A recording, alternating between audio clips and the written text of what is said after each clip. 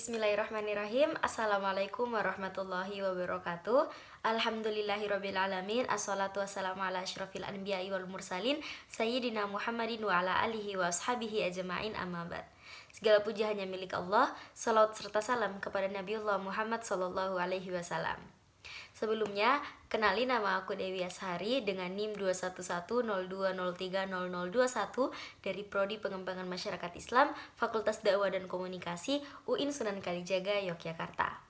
Oke teman-teman semua, pada kesempatan kali ini aku akan mereview salah satu film peradaban Islam yang tentunya karena ini adalah film peradaban, maka film ini dalamnya syarat akan nilai sejarah. Nah, film ini menurut aku genrenya itu film action, karena dalamnya itu ada banyak adegan-adegan peperangan.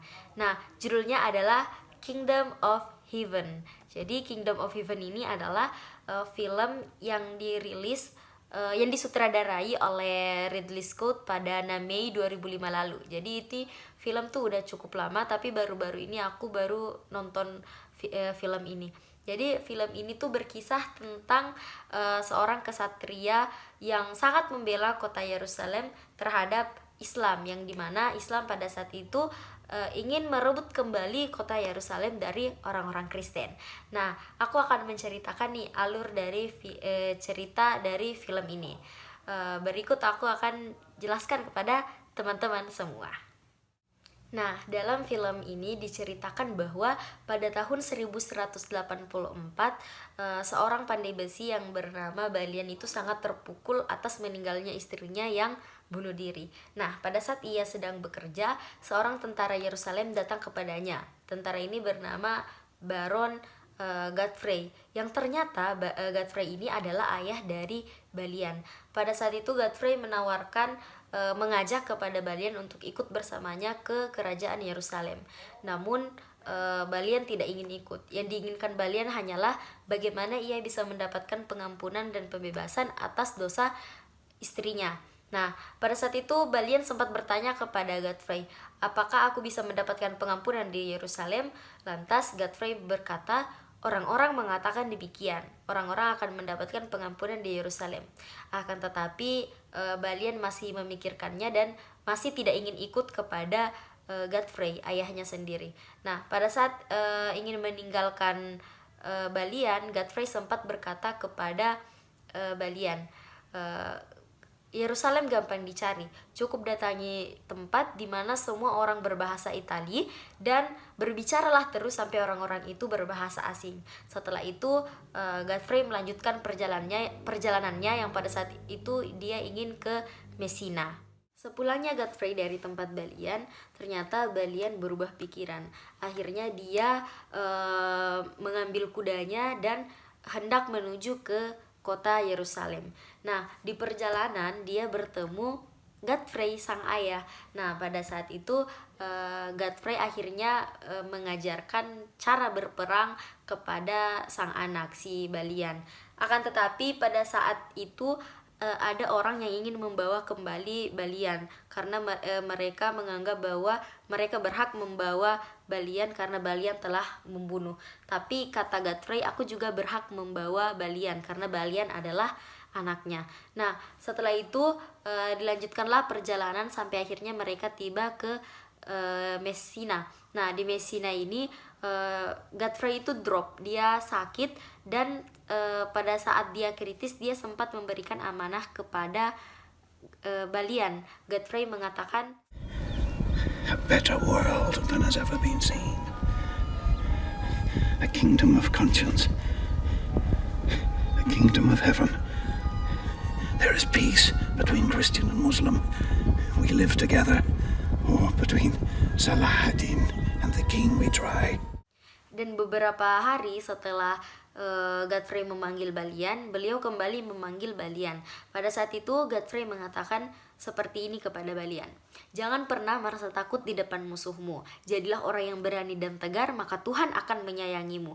Berbicaralah jujur walaupun itu akan membunuhmu, dan lindungilah yang lemah, dan janganlah membuat kesalahan. Dan setelah itu, setelah mengatakan hal tersebut, Godfrey memberikan pedangnya kepada Balian, dan pada saat itu resmilah Balian menjadi seorang kesatria, dan pada saat itu pula Godfrey menghembuskan nafas terakhirnya. Setelah sang ayah Baron Godfrey meninggal dunia, akhirnya Balian melanjutkan perjalanannya ke kota Yerusalem. Pada saat berangkat, naasnya dia mengalami bencana. Kapal yang digunakannya itu hancur dan akhirnya dia terdampar. Namun Balian merupakan salah satu yang selamat pada saat itu. Nah, pada saat melanjutkan kembali perjalanannya, dia bertemu dua tentara Islam. Namun pada saat itu dia tidak tahu yang mana tuan dan yang mana budak. Nah, pada saat itu Balian membunuh salah satu dari mereka. Dan yang masih hidup ini mengatakan bahwa sekarang aku adalah budakmu karena kau telah membunuh tuanku. Nah, akhirnya mereka berdua itu menuju ke kota Yerusalem bersama. Sesampainya di pasar Yerusalem, Balian melepaskan budaknya yang ini tadi. Lantas tentara Islam ini mengatakan, mengapa engkau melepaskanku sedangkan aku adalah budakmu saat ini? Namun Balian mengatakan, aku tidak memiliki budak dan aku tidak memiliki tuan. Maka dilepaskannya lah tentara Islam ini, yang ternyata tentara Islam ini adalah tuan dari budak yang dibunuhnya sebelumnya. Dan setelah itu Balian melanjutkan perjalanannya, dan ternyata setibanya dia sudah tiba di pasar Yerusalem, tentara Yerusalem ini salah fokus kepada pedang yang ada di pundak Balian, karena tentara Yerusalem tentunya mengenali Baron Godfrey.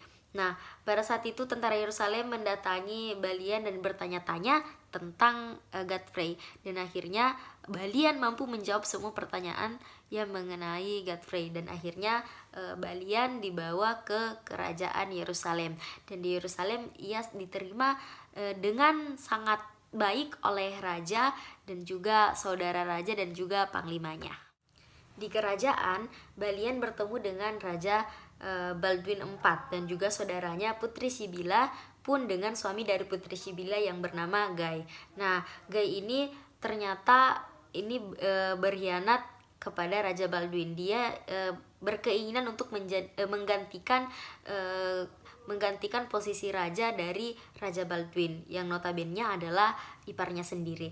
Nah, pada saat itu di dalam film dikisahkan Guy ini bekerja sama dengan Reynald. Dia itu melanggar perjanjian yang pernah dibuat oleh Raja Baldwin IV dengan Salahuddin, di mana pada saat itu Salahuddin adalah tentara Islam yang paling ditakuti dan disegani.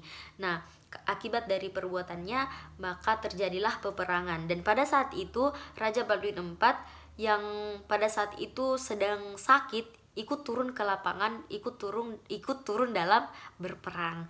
Nah, dalam peperangan itu Raja Baldwin IV berjanji kepada Salahuddin bahwa dia akan menghukum Reynald atas pelanggaran yang dibuatnya. Nah, akan tetapi tidak lama dari peperangan itu Raja Baldwin IV itu ngedrop dan akhirnya meninggal dunia, dan posisi raja digantikan oleh adiknya yang bernama Sibila. Dan Sibila pun dengan kekuasaannya dia mengangkat suaminya Guy menjadi seorang raja. Nah, tidak henti-hentinya Guy mencari perkara. Pada saat itu Guy mengajak berperang kepada tentara Islam, khususnya Salahuddin. Dia menantang Salahuddin. Nah, akhirnya terjadilah peperangan antara orang Islam dengan kerajaan Yerusalem. Nah, pada saat itu tidak ada datang kabar perang ke istana. Maka Sibila ini sangat khawatir pun dengan Balian yang pada saat itu tidak ikut berperang, karena memang Balian sebenarnya tidak tertarik dengan peperangan. Dan akhirnya ternyata Guy ini menjadi tawanan dari Salahuddin, tentara Islam. Nah, tidak selesai dari situ, Salahuddin ingin menuntut balas atas yang telah dilakukan oleh Guy dan Reynald. Maka dari itu terjadilah puncak dari film ini, yaitu perang salib. Nah, pada saat itu perangnya dimulai pada tengah malam hari, dan pada saat itu Balian cukup mengatur banyak strategi untuk mempertahankan kota Yerusalem, karena memang walaupun Balian tidak tertarik dengan peperangan, tapi yang ada dalam diri Balian adalah bagaimana dia bisa mempertahankan Yerusalem, bagaimana dia bisa melanjutkan visi dari Raja Baldwin IV. Karena sebelum meninggal, Raja Baldwin memang sempat memberikan amanah kepada Balian untuk menjaga kota Yerusalem, melanjutkan visinya, yaitu adanya perdamaian antara Islam, Kristen, Yahudi dalam satu tempat. Maka dari itu Balian memimpin perang salib ini. Namun Salahuddin dengan persiapannya yang lebih matang, dengan kekuatannya dan juga kecerdasannya, ya tentu dia mampu mengalahkan orang-orang Yerusalem ini dan berhasil merebut kembali kota Yerusalem dari orang-orang Kristen. Nah, pada saat itu Balian meminta persyaratan kepada Salahuddin. Persyaratan yang diminta adalah, You offer terms, I ask none.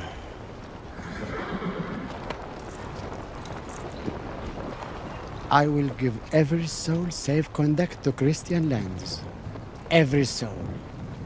The women, the children, the old, and all your knights and soldiers, and your queen. No one will be harmed. I swear to God. The Christians butchered every Muslim within the walls when they took this city. I am not those men. I am Salahuddin. Salahuddin.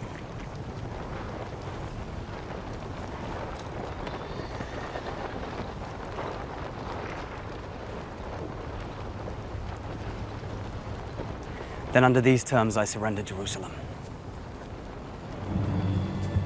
Assalamu alaikum. And peace be with you.